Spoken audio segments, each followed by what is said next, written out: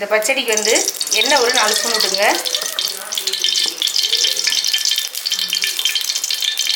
இதில் கடுகு 1 ஸ்பூனு, வெந்தயம் 1 ஸ்பூனு,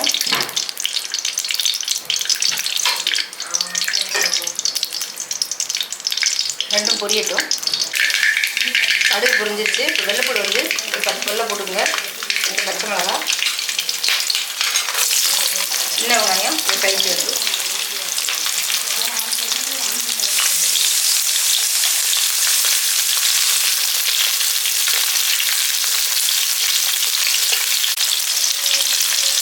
வெங்காயம் வந்து ரொம்ப வதங்க வேண்டியதில்லை, இதெல்லாம் வதங்கினா போதும்.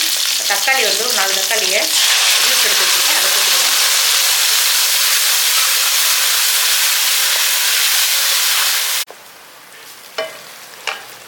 இப்போ இதில் 1 ஸ்பூன் மஞ்சள் பொடி, இதுக்கு தேவையான உப்பு,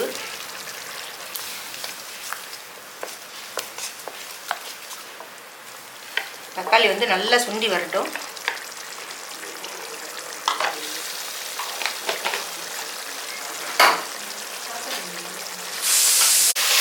பாருங்கள், தக்காளி வந்து நல்லா சுண்டி வந்திருக்கு.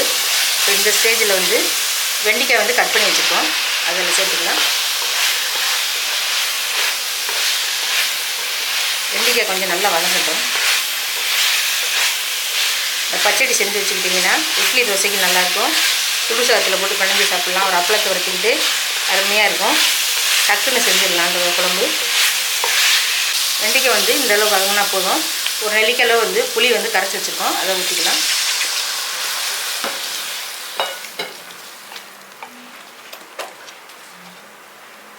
வீட்டில் அரைச்ச குழம்பு மிளகாப்பொடி,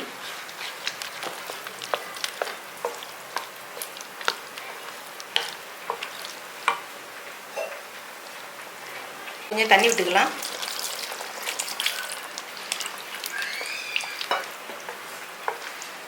இப்போ எல்லாம் சேர்த்து நல்லா கொதி விடட்டும். இப்போ நல்லா கொதிச்சுக்கிட்டு இருக்கு. இப்போ மூடி போட்டுடலாம், ஒரு 10 நிமிஷம் இருக்கட்டும். பாருங்கள், தலை கொதிச்சுக்கிட்டு இருக்குது. வெண்டைக்காய் பச்சடி எவ்வளோ சூப்பராக இருக்குது பாருங்கள். இது சுடு சாதத்தில் போட்டு சாப்பிடும்போது அருமையாக இருக்கும். இதே மாதிரி நீங்கள் ட்ரை பண்ணுங்கள். நம்ம சேனலை சப்ஸ்கிரைப் பண்ணுங்கள்.